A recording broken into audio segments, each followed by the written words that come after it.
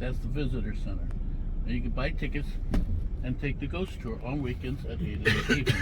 And this gentleman dressed up in colonial clothes and candle and a black lantern will take you to the haunted places around here. Now June 1st they said to get all these places on the right off the street or pay taxes and rent. Now this has been one of the more successful ones, so I'm only imagining that you're down because of the high wind coming tomorrow and nobody eating outside, but these will all be covered.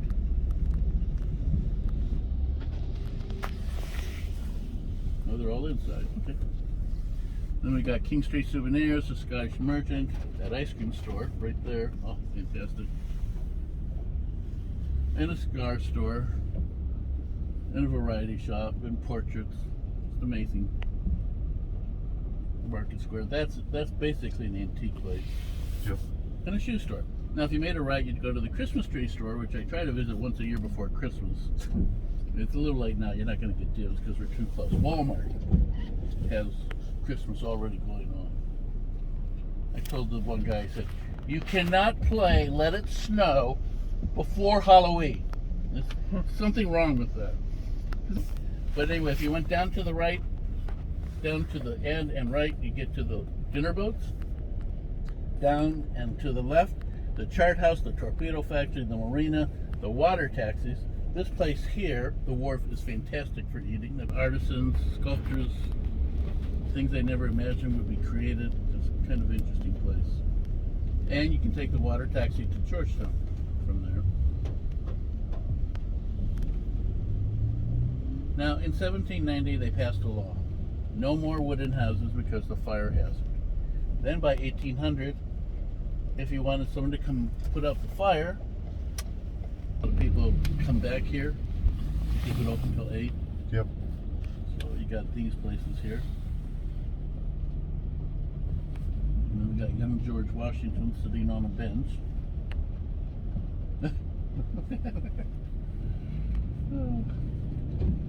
And this is the back of that City Hall from 1763. And if you think the bricks look old, I'm going to have to tell you they're 5 years old. They used a colonial bricklay method, so it would look old when it was done.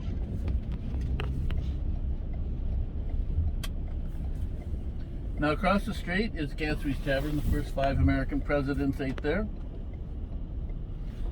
It was a colonial restaurant, open 7 days a week. The lockdown messed everything up. So when they ended the lockdown, the clientele was gone. They became a museum. Now on Sundays and Wednesdays, they're open. So you can do that. And I think by next summer, they'll be back 7 days a week. Now this is the oldest part of Alexandria here, as you can tell. When we get up to the intersection here, you'll see 6 brick townhomes. They're from 1773 in really remarkable shape. And it has no wavy glass in it, it's modern glass because of the technique they use to do that. These townhomes are very, very old, 1753. They're all wooden. Some are crooked because their foundation settled a long time ago. They all have fire plaques though. It's like having the NBA for your founding fathers, you know? It's very weird. Ukrainian flags being flown to show support for the Ukraine.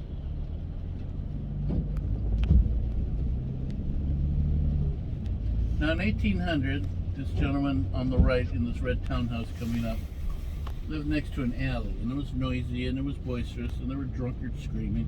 So he'd go back just a block away and complain to City Hall, do something about it. They never did. So he bought the alley and put up his own little, and I stress the word little, townhome. And it's here on the right, this dark blue place.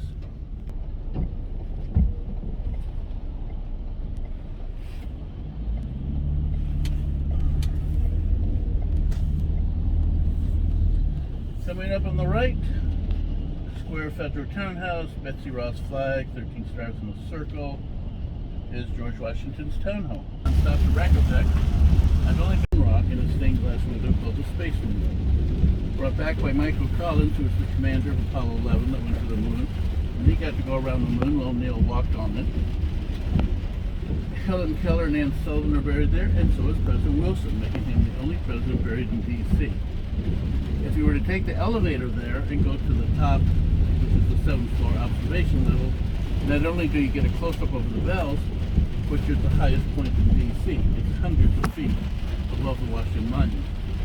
Now the monument itself, off to the left there, is 555 feet, 5 1/8 inches tall.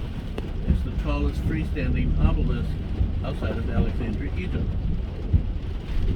And then you see the Jefferson Memorial just the top, and you go by the rest of it.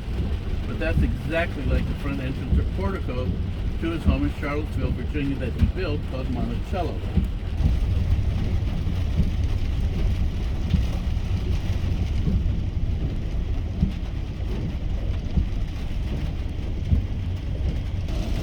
There's the Jefferson on the left. And if you look between the columns, you can see him. And they light that up at night. Huh? Yeah. Now he was really great. He wrote the. Now this place coming up on the left is a very cool place. It's still closed, unfortunately. This is where we make money. 1, 5, 10, 20, 50, 100. But we're always great in a printing. If you ever get a chance when they open up like the next year, and you take the tour, you take it where it's lit up here in the green glass. It's fantastic watching the $100 bill get printed sheets and sheets and sheets in front of you. It's stacked like $500 million in front of your eyes.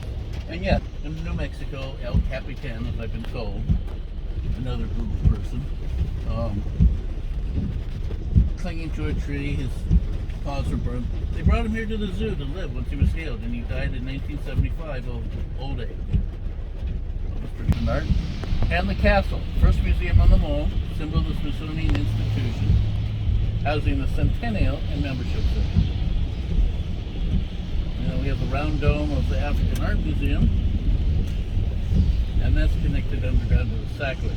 Second museum on the mall is right here, this red brick building, Arts and Industries. It just closed. Had an exhibit called The Futures. I had a few Mount Vernon people tell me that they walked on the moon in there, and it was pretty cool. So they're working on the next exhibit. They'll open Thanksgiving. That'll run through Easter. They'll close again, and they'll do the next exhibit that runs through the summer and fall. But a very cool building. Each corner is identical to the previous one. 1879, second museum on the mall. Free until I found out they're planning to take it down. Now I really like it because I know what's underneath. Just a round concrete building. We used to call it a fishbowl. Now, on the left here, half closed now. October 14th, this half, the west side, will open. You do need to get tickets in advance, but this is where the Wright Brothers airplane, the Spirit of St. Louis, X-15, Apollo 11 space capsule, they're all in there.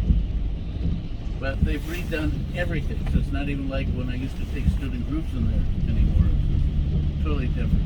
And this end part, this tall building, I think is going to be a really huge IMAX theater.